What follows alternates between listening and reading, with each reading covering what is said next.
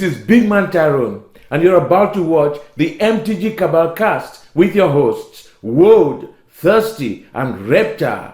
Sub to us on all your podcast networks at MtG Cabal Cast and YouTube. Alrighty guys, welcome to the newest episode of the Cabal Cast. Today's episode is kind of something we've touched on previously, kind of not, and it provides a little bit more detail than what we discussed earlier. And it's basically why cataloging your collection is important, what tools we use, when you should catalog, etc. And this was all brought about, obviously previously we've talked about insurance and how to insure your collection. We've talked about inventory systems. So effectively a couple weeks ago, one of my friends passed and I was charged with helping to appraise his card collection. Well, the issue was none of this stuff was cataloged. So you may not think it's important to catalog your stuff, but trust me, it is, because you never know when a tragic boating accident is going to strike and all of your stuff goes missing. Tragic boating accident. And with that, let's get started. So I've kind of sliced this into two sides of things. I have the way I track my personal collection, the way I track my specs, or what I would call my business side of things when at TCG Player Store, what I was bringing to an event, etc. And for me, my personal tracking is mainly meant for when I'm buying or trading at an event, and it's basically just to make sure that I'm not picking up extras. Mm-hmm. My personal stock is just 4 ofs, playables, so 1 to 4 of, I'll say that. And I don't like to pick up things unnecessarily, especially when they're kind of oddball, not type of mind things. So for like EDH, if I'm like, oh, I could use that kind of thing, and then I come back home and I realize I've had one this entire time. And for me, it's been pretty helpful, as you mentioned up top, general record keeping and reference for insurance appraisal, reconciliation in this case as well, and kind of a finance tracker for any number of reasons. So for me personally, I use Echo MTG, and I just use a free account, and I have a number of my long-term holds in there, my big buys. So my duels, my power are in there because it helps me just kind of see the maturation of a lot of these odds and ends. Sometimes it's actually I use it inversely, similarly, but for the inverse. So I picked up Rav Dark Confidants when they were 90, before Modern Masters 1, right? So that's just a stark reminder to me that shit happens. Goryo's Vengeance, similarly 30 apiece. Oof. For Tin Fins, they're in Echo, and now they're $7 a piece, right? So that neg just sits there the entire time, and it just kind of serves as a reminder that if I just show my wins when I look at my maturation, then it gives me this sense of invincibility. But I need to see my losses in front of me to remain humble and realize that at any point in time, any of this can go sideways. Echo's one that I use as well. Another one that I use and I like for insurance purposes, and this is one that obviously, depending on your insurance company, they'll take it, but they still need additional information like photographs, whatever. I actually like TCG's collection tracker a lot, and the reason I like it is because it automatically populates whenever you make an order. Yeah. The only thing that sucks is obviously if you get rid of those cards, you've got to go back and manually remove them from the list, which a little bit tedious. There's no super easy way to do it. I also like it because it easily exports into a CSV, which I believe Echo does as well, actually. It's pretty at some common. level Echo does, yeah. Yeah, it's pretty common now that a lot of that stuff exports to a CSV, so you can easily buy list, send a spreadsheet that someone can make sense of, whatever. But those are really good, and I like the stark difference there between TCG Player and Echo is, like you touched on, Echo shows you the growth of your portfolio, so to speak. Yeah. You get to see your wins and losses, what happens with the value, etc. And TCG Player is literally just, here's what it's worth on the open market at this moment. That's what you've got to deal with, and you don't necessarily have the data tracking that you would on an Echo or something like that. I know some people use not tapped out, decked, I believe. Yeah. Which basically sets prices off of market, but it lets you keep tabs for decks and everything else, which is, kind of cool. Because then you can keep individually track of, this deck has these foils. Yeah. This deck has these duels, whatever. But I like, those are the two that I use personally, are Echo and TCG Collection Tracker. Yeah. Now, professionally, I basically have my own incredibly archaic system that I use that's just a Google Sheet, which is completely inefficient and a complete waste of time. And I don't recommend anyone ever go that route for their business inventory. It's awful. Don't do it. It's terrible. That's fair. Similarly, that's what I have listed as well. But for me, for my business side of things, again, quote unquote, the way I do it is I actually have one sheet per card location, and I'm going to put the word location in quotes because I have different labels on different boxes for different things, and so each box gets its own sheet in Google Sheets. So it's not one tab in one worksheet. Everything gets its own sheet, and that helps me stay organized and at a glance understand kind of what's where for the business side of things, kind of like bins that some stores use on their back end. Now, do you track cost on the business side as well, or no? So, and if so, how? I was. So TCG Player updated their system like a week or two ago, and I haven't looked to see what they did, but it feels like they just they updated to React. So you can no longer you can probably do it if you write a lot of custom code. I don't want to spend the time to do it, but you can do it elsewise, and I'll explain. You can no longer use the old formula to grab prices off the page because when Google tries to access the page, the components on the page haven't loaded yet. So the prices aren't there. To help with that, I wrote a new script that's up in my GitHub account in the podcast Discord that will display a price readout of all conditions and subconditions. So that's near mint, LP, foil, etc. of a card sold, the count of each, the min-max date, and the market price as identified from the summation of prices divided by total number sold, right? So that's at a glance. Now, what I have started to do in Google Sheets is actually use the Goldfish website because they display market price on a page that loads when you access the web page itself. So all the data is right there. And I haven't updated everything because it's a slog. That means updating set names and card names to match exactly what's on Goldfish and then copying the same formula. So I will in time, but right now it's just been too time consuming to go back and update all of my sheets. And then every now and then I remember I also have to do all of that again for the picks that we've made, all hundreds of them. Yeah. And it just becomes an overwhelming project.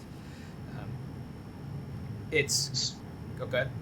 Oh, I was going to say, so when you track your cost of goods, do you go off that information or do you go off order? I go off order because mainly I'm ordering from TCG Player and I get hit with sales tax, so I just apply sales tax to each card. And I actually so not only do I track it in my spreadsheet, I actually write on the cases the quantity and the price on each. Yeah. So I double up on it in case something were to go sideways or I just get lazy. And for me right now, my business is just either selling to vendors or backpacking. And it makes it easy to put a price on a sleeve when I can just hit a Google Sheet. I would agree that it's not a good way to conduct business overall to use a Google Sheet for it, especially when you have a decently large inventory. Yeah, I think the interesting thing, and this is something, based on scale, when we, at Mini, we priced off last purchase. Mm-hmm. It didn't matter how many copies you have, they were all priced at your last purchase. I know some companies do an aggregate of, the last 6 months of purchases or whatever. I do each individual purchase on mine. So when I buy 100 Sarkhan's Unsealings for 12 cents each, all right, I now have 100 at 12 cents. So what I do when I unload them is, and this is something that I always love talking to other vendors about, is when I unload them somewhere and I take them out of my inventory, I always unload the cheapest ones first. Okay. Rather than the most recent or most expensive or whatever. And the reason being is that I want to ensure my gross covers cost of goods as quickly as possible. Okay. And if that means selling a bunch of copies that I paid 12 cents for when it was nothing, fine. The rest are all free rolls. So if I have 100 that I bought at 12 cents and I have 50 that I bought at 50 cents. I'm going to sell all of the 12 cents and see how close that gets me to covering the cost of all the 50 cents as well, just to see how many more I have to sell at a profit to cover my cost of goods. And I know some companies will always go most recent, get it out the door, whatever the most recent one was, that's the one we're selling. And I think that's a problem of scale, obviously, because when it's, just me and I've got my 3-5 rows of specs or whatever it is, half of one is Sargon's Unsealing, the others are all good cards.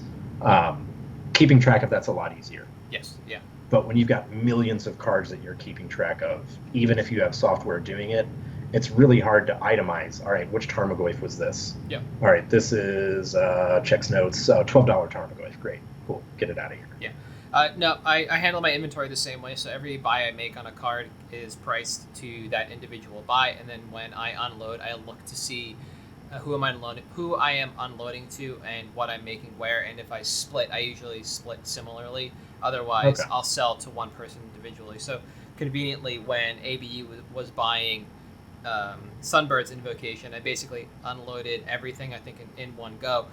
But I started similarly. I started at the cheapest brick that I had and locked that in, and then the next brick and the next brick, and sold out that way. And as we always said, for small inventory, this stuff is great because it's all manual. There's no automation, and it is a problem of scale.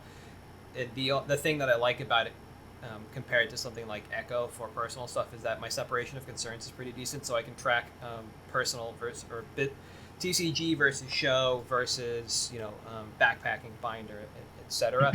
And it gives me the customization I need or want, because I control every aspect of it, as opposed to something like Echo or Decked, where I just enter it and they take care of the rest.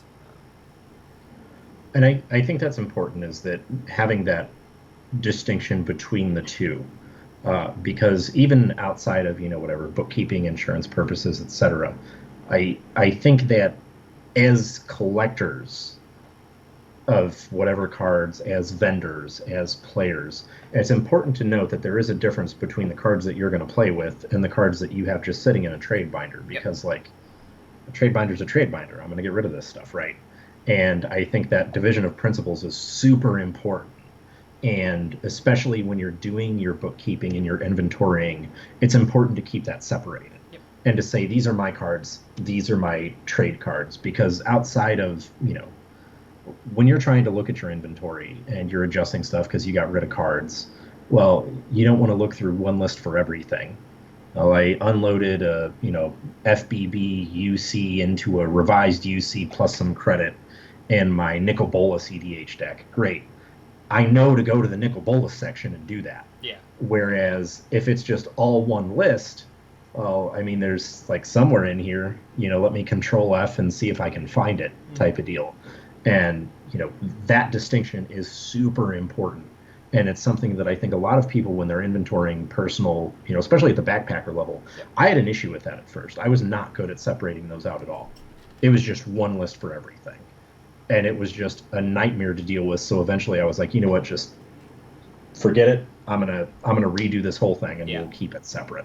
Yeah, as far as the separation of playables versus everything else, or business/specs go, what actually did it for me was, and this happens at the vendor level too, it's difficult to associate cost of goods on a card you open in a booster pack. And if that's what I'm doing, if that's how I acquire the card because it's in standard or whatever, and it hits my binder, I'm not tracking all those individual interactions for trades. So anything that basically sits in the played section is stuff that I've most likely traded for or bought for in standard, but the intention was not to resell for profit. So the idea of tracking all of that data, aside from where it's located, in this deck kind of thing, or in this box and appropriately labeled, is kind of out the window on that, because for me it's an unnecessary detail. The cards in that section, I don't expect to be anything better than LP, because at some point in time they should all be played somewhere. Yeah. Right. And if I do acquire more of something, then it overflows, and I have to figure into spec, and I have to figure out what to do on the COG for stuff like that. So I think Shocklands were an easy one when we went back to Rab the first time, and I was just gobbling those up, and Fetch Lands from cons. I eventually had to figure out what to do with the overstock of that, and figure out how I wanted to put it in my system. And eventually I just started going off TCG Player. It wasn't a buy per se, but I was using the app heavily at the time, so I could just figure it out at the end of the day. But that's kind of where it spills over. Otherwise, for me, it would just become this like daunting task to add and subtract what goes into the playable section, because every now and then something better gets printed than what was in there previously, and now I have bulk. Yeah. Yeah. So in the case of those, like, how did you determine cost of goods for yourself? Would you do it as the whatever, fraction of a pack, or would you do it as though you had actually bought it? No, I would just trade at. So my COG when I was trading anything that I opened in a pack was just a TCG Player market. Yeah. What came Okay. back in the trade app? Yeah, I didn't. Yeah. Like trying to go home and figure out. I did for a while. I was actually trying to be diligent about it, and I was tracking, not down to like. Not even dollar amounts. What I was actually tracking was just trades, my side, their side, and trades I would make in a night. I would just write down in a little notebook and see if I could keep up with it. And it was like, somewhere in that experiment, I realized that it was just too overwhelming to try and do. And if I was trading the cards I was going to play, I really didn't care if I won a trade, or if I got something I could resell as part of a trade because I picked up a card I needed to play or cards, whatever. Like I needed a different mentality when I was trading for playables, like. And I think the interesting thing is that, back in our day when we had to walk uphill both ways 15 miles in the snow to get to a Grand Prix with a luggage cart filled with 5 rows, compared to now where you have apps that'll handle the trade and you can just screen cap the values and it makes it a lot easier. Yep. Because, back when we were first starting 15, 20 years ago or whatever it was, we didn't have that. So it was just like, I remember going to the pre-release and printing out the modal price guide. Oh yeah, the Magic Online Traders League price guide for the new set, and that's what I went off of, and I'd handwrite it all down and everything. And it's gotten a lot easier now. Just naturally, technology is what technology is, and it makes life easier. So it's gotten a lot easier to keep track of that. That said, I still don't. Yeah.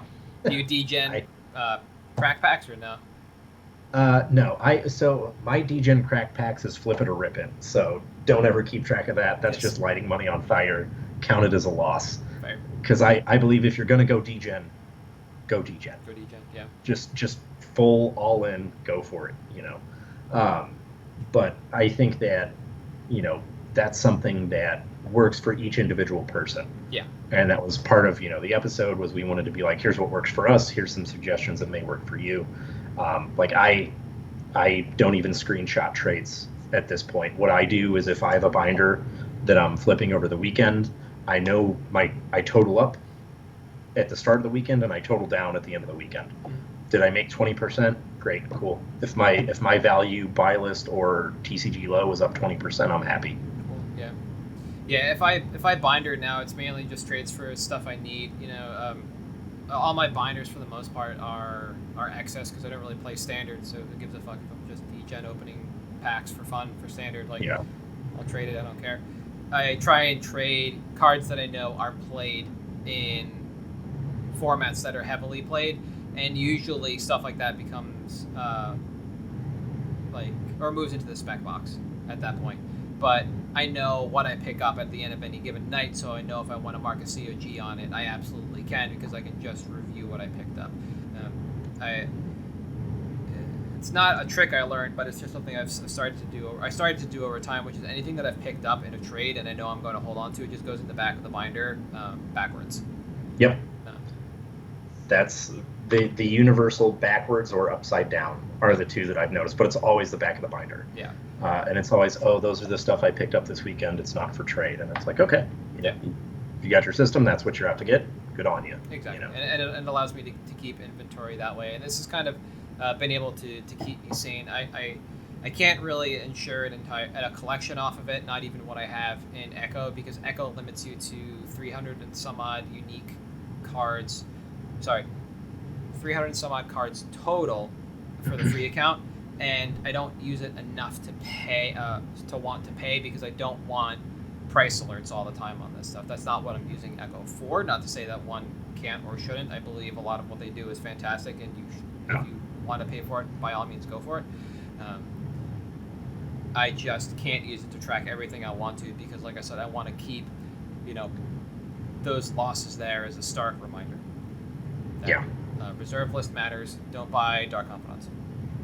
And I think that's an important lesson too about cataloging stuff, is making sure that it helps provide perspective on your collection, your inventory, whatever, because it is important. Like, I think I've missed on far more than I've hit on, but that's part of the territory, and I think that's one of the reasons that you need to keep track of your collection and where it's at value wise, because look, as much as we can say, the reserve list does nothing but rise, we'll touch on that later, or I will in this episode, there's exceptions to everything. Yep. And it's important to know, like, well, we're in a, are we in a bubble right now? Is this a bear, bull market, whatever? Like, is this a good time to cash out? So I think that, for me, and sounds like you as well, having that point of reference on the price trends on your collection is important, because it does tell you, well, now is a good time for me to get out. Yep. Now is a good time for me to be buying more of these cards. If I want, more fetch lands, and Echo is saying they're down 12%, maybe I pick them up. Yep, absolutely. And again, these are solutions that work for me because of my methods and my velocity. If I wanted to be more proactive and I wanted price alerts, there are a lot more solutions out there. Echo is a paid one. There are other MtG Finance guys that run, they run price tracker stuff. I think actually Chilcott has some stuff on price. Yeah, Chili has some really good tools. Yeah, Band Network has some tools too. Like those, and both of those groups are all about flipping much faster than I am. So if it's something you're interested in, that's also something you can take a look at to appraise your collection and keep it tracked and keep up to date with what's going on. So that's the other thing, is you've got to determine what you want from all of this as well. If it's just truly that kind of, as we mentioned up top, that appraisal or reconciliation, then by all means, a Google Sheet might work. TCG Collection Tracker might work for you as well. And there's any number of options out there for you. It's important to keep that in mind, because it's not a one-size-fits-all industry for like personal collection, for vendor. Even that's something we arc on every episode, is that what do you want to do as a vendor? What's your niche? So. Yeah, but by no means should you not be tracking any part of your collection. It is incredibly important, not just for like personal finance, but also because like there is a point where you have a car, like an entire car or a down payment on a house in your collection, and you want to make sure you have that catalog, because if something happens and there is a tragic boating accident, and you just throw a bunch of sick deals out there because there was a tragic boating accident, and you need your insurance. Yeah. So it is important to keep track of that stuff. Absolutely. All right, ready to talk about reserve list? Yes, let's do it. All right, so this is picks. My pick, and let me start this off with a caveat. I am not saying go out and buy this card. This pick is more about a market trend than it is about a specific card. My pick is Unlimited Black Lotus, which I know I tend to shoot for the moon with my picks sometimes, with like Time Vault and stuff like that. So why Black Lotus? Well, because we're hitting the blue chip phase of seeing a little bit of a reduction in prices. So we're at the blue chip reserve list retrace period, whereas a $13,000 Lotus 3 months ago is now down to about $11,000. Why is that important? Because if you look at the MTG stocks graph for Black Lotus, for example, we're going to go back to January 18. And looking at the average and looking at the low, average is a little bit wonky, and Lotus might not be the best one to use on stocks just because so much of its velocity is on Facebook and eBay. Basically, what you're looking at is every time you see this card spike, say for example, January 18, Ixalan, we had a couple of spikes, and then it goes down, and the floor is a little bit higher.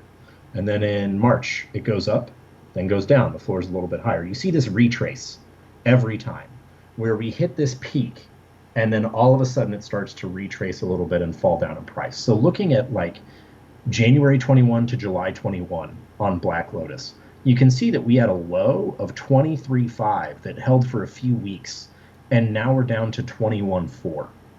Another example to look at, and this one's much more practical, Tropical Island, same time period. Looking at market or average and low, and market. Market shows a steady upward climb. That's important because that's what we've been saying about the reserve list, is it only goes up.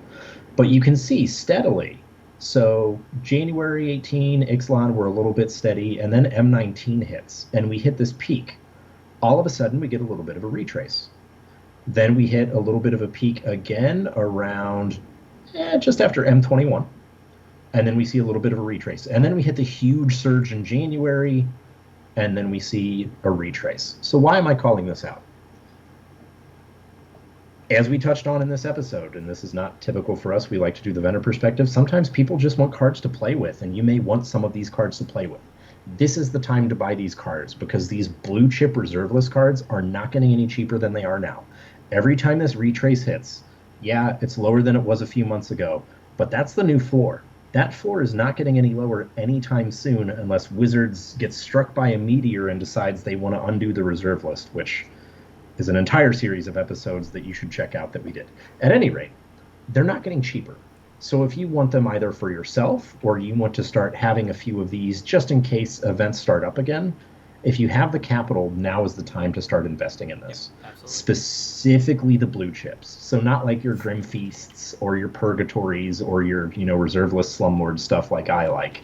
The stuff that actually sees play.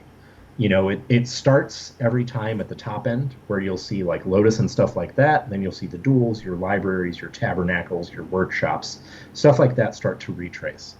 That's when you need to pounce. So this pick is all about the market trend and buy in on the dip, not the spike. So if you want these long term for yourself, if you want these for stock, now is the time to actively move capital into these to sit on, because they will never be cheaper than this. We mentioned it before, and we'll say it again, that this is cyclical, and it's always worth a call out, because once the rebound starts, it will never come back again. The next floor will be higher than the previous floor, and you're just going to possibly get priced out. So if you're able to move on something you've been looking at on the reserve list sooner rather than later, track it just to make sure that it hits a point where you're comfortable buying in, because it's not like these things retrace immediately. There is a little bit of movement beforehand, and you can kind of determine that through stocks if you're diligent TCG player as well. You can start to see the floor start to rise, and that's your moment. And it will always be, this topic bears repeating, and so it's about that time. So for me, I'm swinging the other way. I'm sticking with the EDH just because it's easy. Yeah. And this is a card I've been watching for a while, so a card that's really interesting to me overall because it's wonky. It's Cauldron of Souls from Shadow more specifically. Right, so 5 for an artifact. Just tap it, choose any number of target creatures. Each of those creatures gain persistence line of turn. Right, so if they are placed into the graveyard, they return to the battlefield with a -1/-1 counter on it. Like, all right, cool. It's interesting. And right now, Card Kingdom is buying 24 at $2 a piece. Set foil, they're buying 8 at $10-ish. TCG Player Market is $3.60, and there are 57 LP or better English on the market. All of these numbers are up. Up since I added this to my list back in October. The number of items on the market is down. Everything else is up. Now, the interesting about this is that, as far as playability is concerned, this being an artifact makes it really nicely agnostic, and so it fits a swath of strategies in EDH and spans the gamut from control to combo to aggro. So it basically fills every niche you would want in the format. And this isn't a foundational card for strategies that play in the graveyard, so it's not always immediately in the skeleton of the deck, but it's highly synergistic with a lot of strategies that want to play out of the graveyard like this. So I'll bring up EDH right as I talk about the next section. We'll take a look at the new commanders and the top few as we talk about this. So, as I mentioned, there's a subset of control, combo, and aggro that rely on cards hitting the graveyard and recurring that are interested in this in Cauldron of Souls. And as I mentioned, being an artifact and completely colorless makes it purely agnostic and a great tool in the kits of a number of decks like Perforos, Bronze Blooded, Grumgully the Generous, Micaeus the Unhallowed, And then we have Piru the Volatile and some others that just got added out of Modern Horizons 2 and the recent Commander decks, which kind of sparks re-interest in this. So some of these decks look to abuse the counter on the creature directly, and decks like Grumgully and Machias want to do that, or indirectly, like Chisei, Heart of the Oceans, which is an interesting commander I'll bring up. So Chisei just cares about there being a counter on a permanent. -1/-1, Fate, Trample to counter, it doesn't matter, just a counter in general, right? So that's kind of indirectly interacting with this. And others look to recur the creature for a second bite at the apple because they want these big these big splashy ETB effects. So that goes for something like Perforos Bronze-Blooded, Zerilyn of the Claw, which want to sneak attack a giant creature and get that ETB, combat if you have to, give it persist, so when it dies at end of turn, it comes back into play, you get that ETB again, and you also get your fatty back. Because what else are you putting into play besides something big and dumb? So it's kind of difficult to quantify the myriad of uses of this card, but the longer that we continue to get synergistic generals, which expands the strategies and increases interest, that kind of becomes the important part of this card overall and why we should start to see it pick up in popularity. We were a bit limited previously in the breadth of unique play patterns, but overall themes in time, WotC has kind of opened it up. You know, they've opened this pit up, and now there's a lot more that you can do with your generals and something like Cauldron of Souls and the abusability or reusability of those creatures.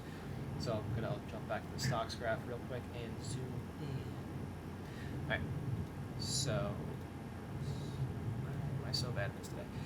So recent demand and the release of several new synergistic generals and strategies has pushed up the average on this card. Finally, you can see that it added this in October, right? So we were looking at $3.30, and then it drops and plateaus after call time, but finally comes back up. So seeing that, my expectation is a $5 retail price in the next 3 months, which means we should be able to out the buy list at a profit around 6 months from now. So that's when we should expect to see buy list hit about $5. This is also going to be a really great card to have in your binder as you eventually get out to events, and I think that might be the best way to kind of exit this card if you were to buy in now. Overall, the reprint equity on this, I think, is kind of a medium.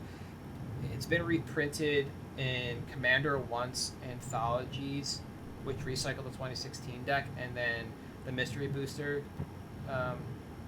reprint as well kind of hit this, but it didn't hit it that hard.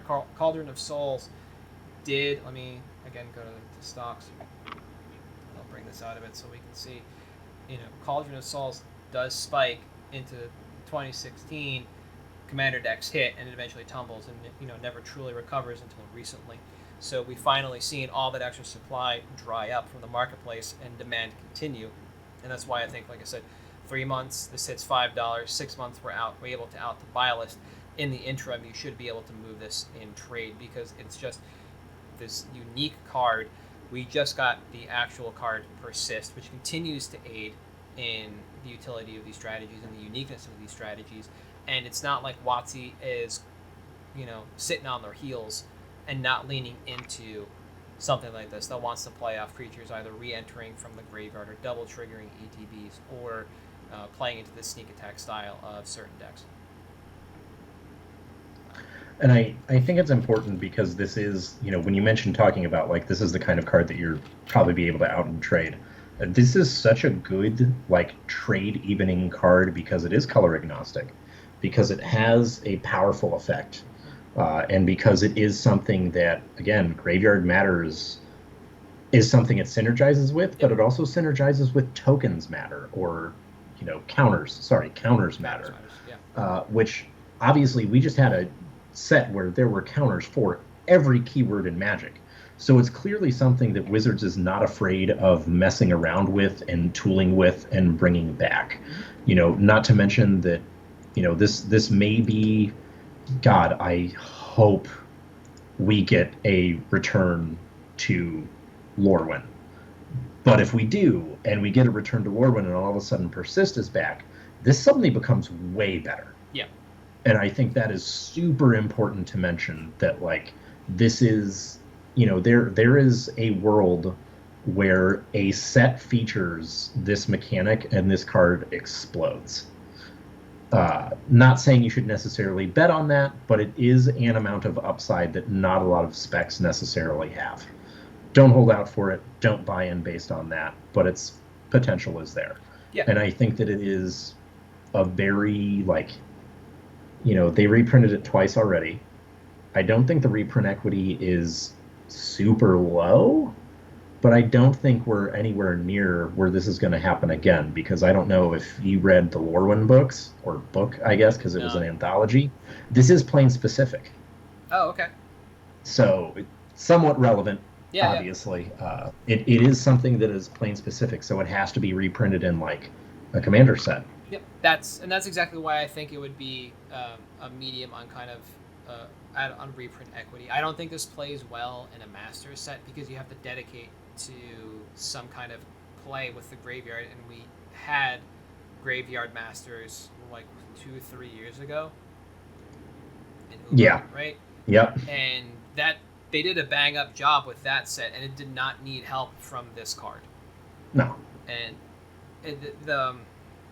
there's this interesting part about Cavern of Souls, and Cavern of Souls.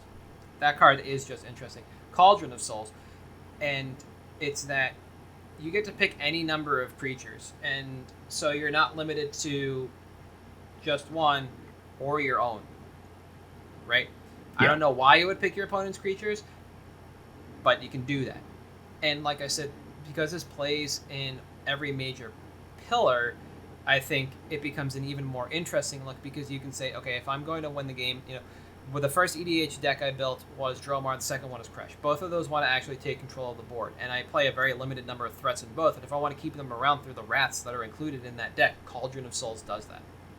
And both of those are control decks, and this is a card that helps me play control. It's really unique how it kind of can worm its way into most facets of EDH. And for that, I think it's worth the look. And like I said, I don't think this is something that Echo Chambers, but I think this is something that just gets better the more they make generals and strategies like Piru that just came out, Fane the Broker, Felisa, Fang of Silverquill, like these all play into this card. I think it's solid. Thank you. Yeah. Been waiting on it for a while, and I'm finally glad it popped back up. It's in a long list of those cards that I picked over the summer and into the early fall, and that EDH hole that it finally started to uptick. Some of them ran away faster than I thought. This was not one of them. So. Yeah. This was one that I'm honestly surprised it's not more. I would have assumed it was. Yep. So I am stunned. Yeah, I'll bring in the stocks graph again, and you can see it just took a really long, drawn-out tumble, and then flattened for a while, then fell off a cliff at call time and came right back. Yeah. And I think it's just this brand-new demand that's kind of going to carry it over the finish line. This is one of those cards that could just get a content creator look, and then we're off to the races, truly, but I'm not totally sure, because it's kind of like Grave Pact, Grave Portrayal, like we've mentioned, and those kind of decks where it's like you've got to want to do this. Yeah. And I don't think everybody wants to do this. So Cauldron of Souls might not be for everybody. So that content creator push might not be the biggest push, but I think it still could be a push for this card. They won't rock it in. No, I think it's definitely, it is I think content creator push can and will happen with this card. I just think it's not going to be as explosive as like Rishadan Cut Purse. Yeah. This card's better than Rishadan Cut Purse, for the record. I don't care what anybody says. Well, wasn't Cut Purse played in Alurin? That's the one that destroys a permanent, right? Unless they sack... Oh, no, Brigand is the one I'm thinking. Rishadan Brigand. Because Brigand is 4? Or 5. Yeah, 5. Because Cut Purse you can Alurin just fine, but Brigand was the one that Pirate Stompy played that was like, no. Yeah, no. Just for chuckles and poo, I'm bringing up Brigand, yeah. Yeah. It's terrible, don't do it. Yeah. Cut Purse was used in the mirror. I remember. Yeah. I would have fought you on that one because it had a reason to be played. Yeah, it did. Fair. Yeah, that was my mistake. Sorry. Yeah. But I think that's going to be it for this week, unless you have anything you want to toss Nope. up. Right? So, as always, you can find MTG Cabalcast on Patreon, Facebook, YouTube. We are on Twitter at MTG Cabalcast. The podcast itself can be found on Apple Podcasts, Google Podcasts, Audible, Stitcher, Spotify. If you want to reach me on Twitter, I am at Halt, I am Reptar. You are At Thirsty Sizzler. We'll see you next week.